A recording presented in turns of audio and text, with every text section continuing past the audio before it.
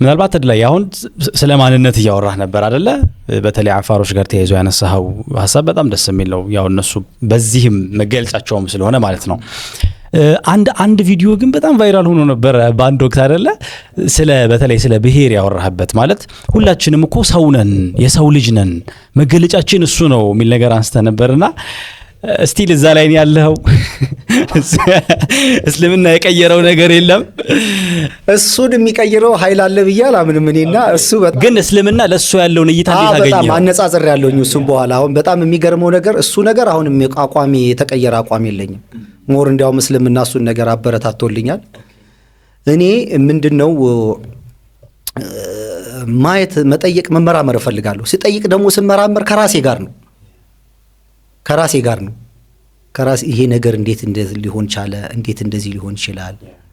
በተለይ ደግሞ አሁን ኢትዮጵያ በዚህ በብሔር ማንነት በፖለቲካ እየከፈለችው ያለው ዋጋ እንዳንድ ኢትዮጵያዊ ዝም ብሎ ያሳስብሃል። ከ45 ወደ 50 ስትጠጋ ለልጆች ለትውልድ ለሀገር ለምናምን ነው ማሰብ የምትጀምረው። ይሄ ለራስ የምታስብበት ጊዜ ብዙ አይኖርህም። በፖለቲካውም በወታደር ቤቱም በምናምንም ጥቂት ጊዜም ቢሆን በዛ መንገድ ያለፍኩ ሰው ነኝና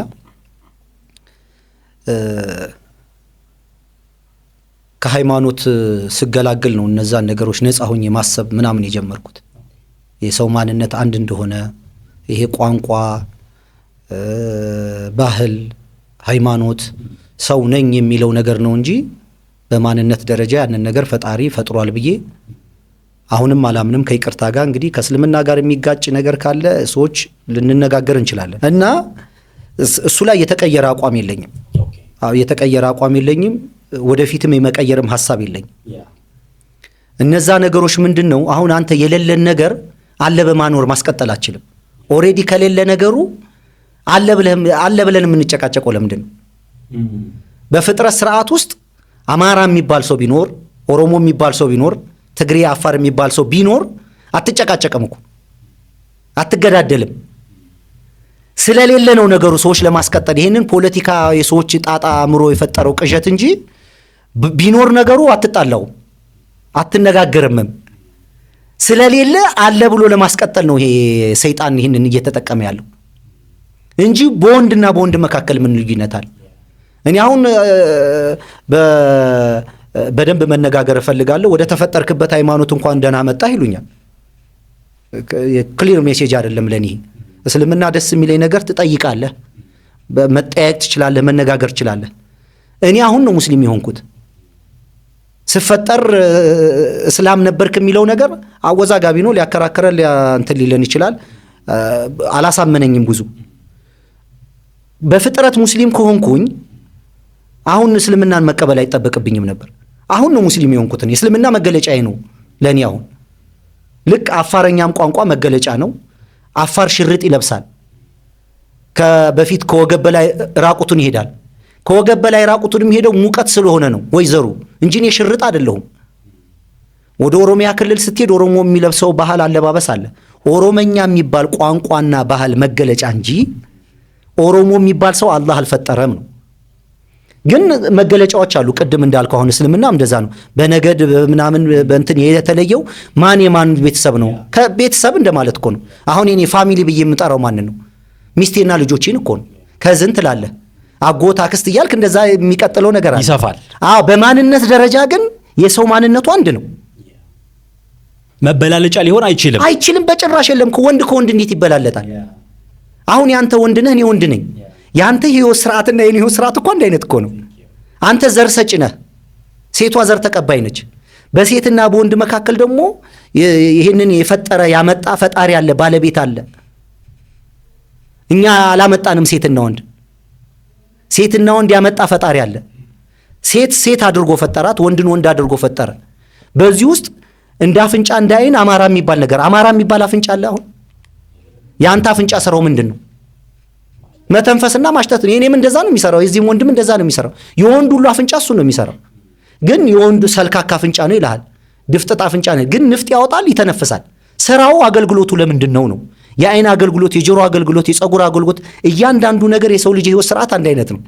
ይሄንን አማራ ነኝ፣ ኦሮሞ ነኝ፣ ትግሬ ነኝ፣ አፋር ነኝ እያለ ድንቁርና ነው እያባጀን ያለው እንጂ ሰው አሁን ትግርኛ ቋንቋ ነው። አሁን ይሄ በኦሮመኛ ቢሻን ነው፣ በትግርኛ ማይ ነው፣ በአፋረኛ ሌ ይባላል፣ በእንግሊዘኛ ሁላችን ምን እየጠቆምን ነው? ውሃውን ነው እየጠቆምን ያለ። ሁላችንም ግን ውሃውን ነው የምንጠጣው። በዚህ ውሃ ውስጥ ግን ህይወት አለ፣ የምንካፈል ህይወት። ሁላችንም ጥቆማን ያደረግንበት ልክ አንተን እስማኤል ተድላ ምናምን ብለን እንደምንጠራረው ቋንቋ መግባቢያ ነው እንጂ ቋንቋ አፍንጫ ነው እንጂ ጆሮ ነው ብለህ ትጣላለህ። ስለዚህ እኔ ከፕሮፌሰር መስፍንም ካፋርም እንትን ያረፍኩት በዚህ ነው። ማንነት እንዳልሆነ አወኩኝ። አንተ ስትተኛው እኮ ትረሳለህ። ስትተኛው እኮ አንተ ሚስት እንዳለህ አታቅ፣ ወንድ እንደሆንክ አታቅ፣ ኦሮሞ እንደሆንክ አማራ እንደሆንክ አታቅ፣ ኢትዮጵያ እንደሆንክ አታቅ። ለሽ ብለህ ነው ስተኛ ነው ስትነቃ ነው ነገር የምትበላው። ቢሮ ልክፈት ምናምን እንደዚህ አማራም ኦሮሞ ንግግር ውስጥ የምትገባው። እኛ ሀገርም ልክ ሃይማኖቱም ልክ እንደ ብሔር ውጊያ ጀመረኛ ጋር። እኔ አሁን ሃይማኖት አለኝ። ሃይማኖቴ የሚለውን ነገር በሙሉ መኖር የኔ ፋንታ ነው፣ የኔ ግዴታ ነው። የኢትዮጵያ ሁሉ ህዝብ ነው እንዴ? አይደለም። የኢትዮጵያ ህዝብ ሁሉ የሙስሊሙ እንኳን ችግር መሆን የለበትም። እኔ በእስልምና መኖር፣ መተዳደር፣ መግባት መውጣት ያለብኝ ሃይማኖቴን ጤነኛ በሆነ መንገድ ካስኬድኩት ስርዓት ያለው ሰው ነው የምሆነው። በጥባጭ አልሆንም። ሰው አልዘልፍም፣ ሰው አልሰድብም፣ አገሬን አልጠላም። ለምን ቅድም እንደተባለ መለያ ነው። አሁን ኢትዮጵያዊ መለያ መገለጫዬ ነው። ኢትዮጵያዊ አይደለ አላህ በዚህ በኢትዮጵያ ምድር ላይ አይደል እንደገኛ መታወቂያዬ ነው። ስለዚህ እኔ አሜሪካን ሀገር እንደ ልቤ ልገባ ልወጣ አልችልም። ሲስተሙ ምን ብሎኛል? ኢትዮጵያዊ ብሎኛል። ስለዚህ በኢትዮጵያ ህግ ስርዓት መተዳደር፣ ኢትዮጵያዊ ወገኖችን የመውደድ የመቀበል፣ ከነሱ ጋር በሰላም የመግባት የመውጣት ግዴታዬ ነው። ስለዚህ እነዚህ ነገሮች እስልምና ደግሞ ከሁሉ ሰው ጋር በሰላም ነው ይላል። የሰላም መልእክት ነው የሚያስተላልፈው። ስለ ዘረኝነትም ደግሞ እኔ ካልኩት ጋር ይገጠማል። እኔ ምንድነው የተለየው? ይሄ አማራ ነኝ፣ ኦሮሞ ነኝ፣ ትግሬ ነኝ ምናምን እያለ የሚቀባጠር ድንቁርና፣ ጨለማ፣ አለማወቅ ነው አልኩኝ። እስልምና ደግሞ ግልጥ በሆነ መንገድ ጥንብ ነው ቻለ። ጥንብ ጋር የሚውላለ፣ ጥንብ ጋር የሚያድራለ። እስቲ የሚሸትሽ እንት ቤት ውስጥ ለደቂቃ ትቀመጣለህ? ምን ያህል አጸያፊ ነውረኛ እንደሆነ በምን አይነት መንገድ ነው የገለጡት? ይሄንን እኮ የገለጡት ተድላ አይደለም፣ እስማኤል እኮ አይደለም፣ የአላህ መልእክተኛ የሆኑት ብቸኛ የመጨረሻ መልእክተኛ የሆኑት ተወዳጁ ነብይ እኮ ናቸው እኮ ያሉት። ዘረኝነት ጥንብን በዚህ ደረጃ ከተጸየፉት ምን ማለት ነው? እንጂ እሳቸው የቁርሽ ወገን ናቸው፣ ዘራቸው ይሄ ነው፣ አካባቢያቸው መካ ነው ምናምን ይባላል። ለመታወቂያ ሚና የለውም። ያን ነገር አይደለም ከማንነት ከዚህ ከአላህ በላይ ገኖብህ ነገሩን የምታከብረው የምትፈራው ከዛ ነገር ላይ የምትርመጠመጥ ከሆነ አላህን ለአላህ በመገዛት ከመካከላችሁ እሱ ሰው ይልቃል ይበልጣል ከተባለ፣ ስለዚህ ይሄኛው ማንነት አለ ማለት ነው። ሰውን በማንነቱ መቀበል አለበት እንጂ ጅብ የለም፣ የወንድ ጅብ የለም። አሁን ሰው ነው። አንድ ነን። እርቃናችንን ብንቆም ምንድን ነው ምን ሆነው? አሁን ሰው ሁሉ እርቃኑን ቢቆም አንተ ካልተናገርክ ሙስሊም ነኝ ክርስቲያን ነኝ ምናምን ብለህ ካልተናገርክ ማን ይነገርሃል? እኔ አሁን ጀለቢያ አድርጌ ኮፍያ ሲሄድ እስልምና አይን ትጠራጠራለህ? ይሄ ሰው ሙስሊም ነው ትላለህ። ክርስቲያኑም አንገቱ ላይ ክር አድርጎ ከሄደ ኦርቶዶክስ ነው ትላለህ። ሹል ጫማና ሱፍ ደግሞ ከረባት አድርጎ ደግሞ ይሄ ጴንጤ ነው ትላለህ። እኒህ አይነት ነገሮች ባለባበስ የሚገሉ በማንነት ደረጃ አንድ አይነት ማንነት ነው ያለን እንጂ እኔ ኢትዮጵያዊም መገለጫ ነው ማንነቴ ነው ብዬ አላምንም፣ በጭራሽ አላምንም። ኤርትራ እኮ ከዛሬ 30 ዓመት በፊት እኮ ኢትዮጵያ ነበረች። መሬቱ አልተቆረሰም። አላህ የፈጠረው መሬት ሰዎቹ ነው፣ ፖለቲካው ነው ገንጥሎ የራሱን ባንዲራ የራሱን ጨርቅ መስርቶ ይሄ ነው የኔ ባንዲራ ካሁን በኋላ ኢትዮጵያ አይደለንም ደቄሬ ብሎ ሰው ነው የቀየረው። ኢትዮጵያ የምትባለው ነገር አሜሪካን ብትባለው ነገር በአላህ ብትፈጠር ኑሮ ይሄንን ነገር ሰው ቆርጦ መቀጠል አይችልም። አሁን ፀሐይ ማስቆም ትችላለህ? ጨለማ ለማድረግ ይቻላል? ዝናብን ማስቆም የሚችላል? የሚያስቆመውም የሚያስመጣውም እሱ ራሱ ባለቤቱ ነው። ሰው ይወለዳል ደሞም ይሞታል። ይሄ የአላህ ስራ ነው። በሴት በወንድ ግንኙነት መሃል ሰው ይመጣል። ይሄው እየቀጠለን ያለ ይሄንን በፍጥረት ስርዓት ውስጥ ያሉትን ነገሮች ሰው መቀየር አይችልም። አላህ ያልፈጠራቸውን ነገሮች ነው ሰው እየፈጠረ ከአላህ ጋር ማዛመድ የሚፈልገው። ስለዚህ ሰዎች ከፈጣሪ እየሸሹ በራሳቸው አሁን አንተ ዝም ብለህ ኢትዮጵያ 99% ሃይማኖተኛ ነው ይባላል። ሙስሊሙ የክርስቲያኑ ቁጥር ባናወዳድርም ያማኝ በእምነት ደረጃ በአማኝነት ደረጃ ብዙ ሃይማኖት እና ማን ነው የሚበጠብጠን? አማኝነት እሱን ስለማያበረታታ። አዎ አሁን እኔ ሃይማኖት አሁን እስልምና እንድበጠብጥ አያበረታታኝም። የእያንዳንዱ ሰው በጣም የሚገርመኝ ነገር እሱ ጊዜ የለም እንጂ ስለ ጎረቤት ሀቅ፣ ስለ ሰው ሀቅ እንደዚህ የምትሰጣቸው ነገሮች ራሱን የቻለ ክሬዲት አላቸው። አሁን ሃይማኖተኛው በትክክል ሃይማኖቱን ቢያራምድ እኔ ድሮም የምጸየፈው የሃይማኖቱን ዕውቀትና ሐሳቡን አይደለም ሃይማኖተኛውን ነው። የምትለው ነገር የምታወራው ነገር ያ ማትኖርበት ከሆነ ምን ትርጉም አለው? ማን ነው እየሰረቀ ያለው ታዲያ?